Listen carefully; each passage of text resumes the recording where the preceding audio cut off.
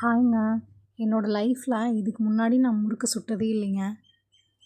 முறுக்கு சுட்டுட்டு யாராவது டேஸ்ட்டுக்கு கொடுத்தா கூட இது மொறுமொறுன்னு இருக்கா இல்லை கடுகடுன்னு இருக்கான்னு கேட்கும்போதெல்லாம் நான் முறுக்கு சுடுறதே ரொம்ப கஷ்டம் அப்படின்னு நினச்சி நான் இதுக்கு முன்னாடி வரைக்கும் ட்ரை பண்ணதே இல்லைங்க.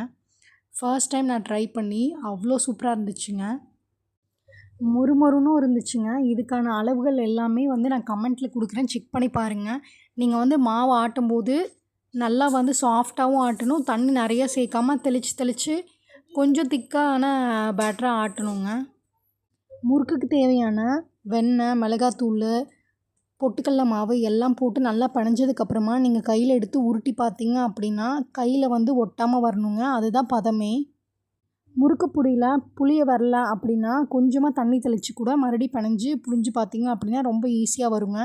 கடலை எண்ணெயில் சுட்டு பாருங்கள், இன்னும் டேஸ்ட் சூப்பராக இருக்குங்க. கண்டிப்பாக ட்ரை பண்ணி பாருங்கள்.